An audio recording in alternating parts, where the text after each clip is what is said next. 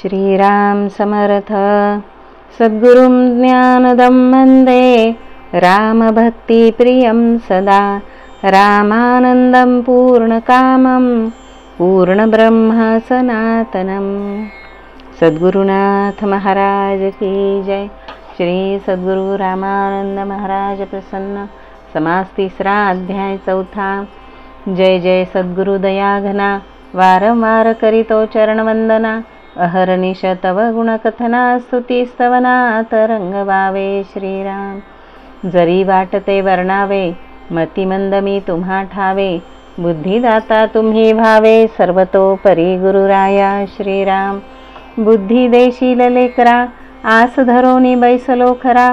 लाज राखणे कृपा सागरा गुरुवरा ब्रीद हे तुमचे श्रीराम। विद्या बुद्धी शुद्ध श्रद्धा माझी कितीही जाणीशी प्रसिद्धा। परी येतसे तव चरित्र छंदा लळा पुरविणे तुम्हाकडे श्रीराम। अनेकांचे अनेक छंद पुरविले तुम्ही रामानंद। मग हाच एक मतिमंद अभ्यरणे योग्य होईल का श्रीराम। साखर खेरड्याची मंडळी महाराज सहवासे आनंदली। परमार्थाची गोडी लागली हे गत समासी वर्णिले श्रीराम। महाराज निघती शेळगावा सवे बाबा प्रल्हाद आणि पुराणिक बुवा। मंडळी म्हणती चला वाटेस लावा मारुती पारापर्यंत श्रीराम। महाराज म्हणती रहावे सुखे घरा परतावे। राम नामा न विसरावे एवढी भिक्षा मागतो श्रीराम।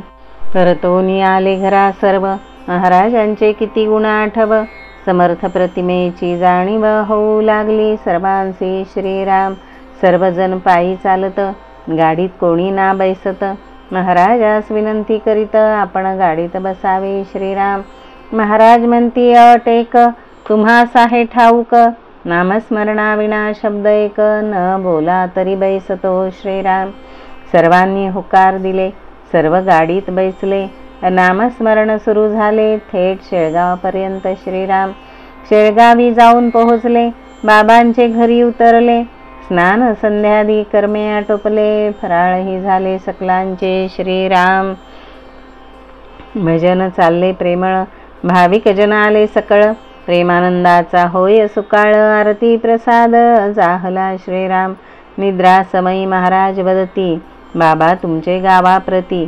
संख्या बहुत असे कोणती सज्जन वा दुर्जनाची श्रीराम। गावी आहेत ना देवभक्त तैसे सद्धर्मी सदा आसक्त। वा बहुत आहेत विषयासक्त दुर्जन आणि दुरात्मक श्रीराम। महाराज हे युग बहुत कठीण सज्जनांची पडली वाण। दुर्जनांचा सुकाळ पूर्ण घरोघरी जाहला श्रीराम। सर्व गावी हीच स्थिती परी आमचे गावी एक मूर्ती। त्याऐसी दुर्जन व्यक्ती आपल्या पाहण्यात नसेल श्रीराम। सख्य नसे कोणासी प्रत्यक्ष घरातीलही लोकांसी। भांडण्याग्रणी सर्वांसी देवनिंदक असे जो श्रीराम। संतांचा तो असे छळक निंदा करणे त्याची करमणूक। भांडण करण्याचे कौतुक अत्यंत द्वेषी मत्सरी श्रीराम।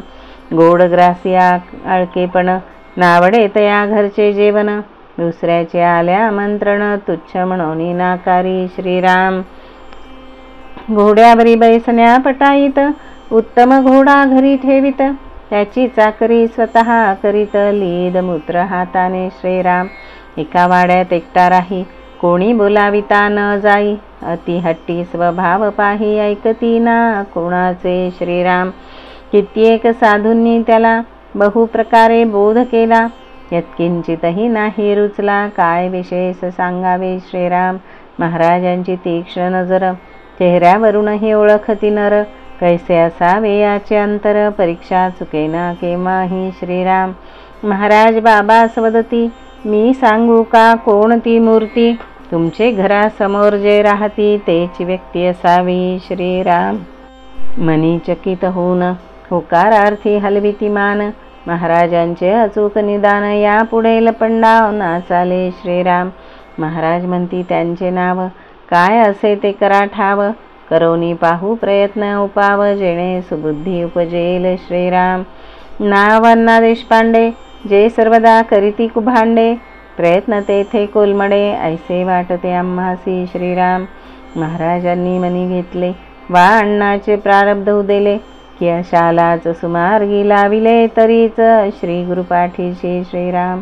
दुसरे दिवशी बाबांचे सदनी महाराजास ठरली मेजवानी. जेवणारांची आदी करोणी बाबा ठेविती खिशात श्रीराम. महाराज पाहू या ऐसे म्हणत यादी दिली हातात. अण्णासाहेबांचे नाव त्यात लिहिले नसे ते श्रीराम. महाराज वरती बाबासी अण्णा नाहीत का जेवणासी. महाराज ते माझे घरासी येणार नाहीत भोजना श्रीराम. आमंत्रण द्यावे तुम्ही आजी न आल्यास त्यांची मर्जी. कोणास करू नये नाराजी ऐसे मजला वाटते श्रीराम. महाराज आज्ञेवरून अण्णासाहेबांचे घरी जाऊन तयास देता आमंत्रण अण्णा चकित मानसी श्रीराम. अण्णा करीती विचार मनी बाबा असती हे बहुमानी.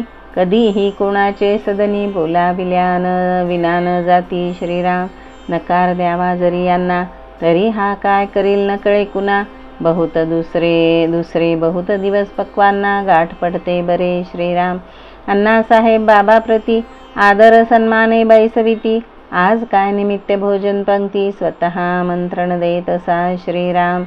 बाबा म्हणती कारण आज.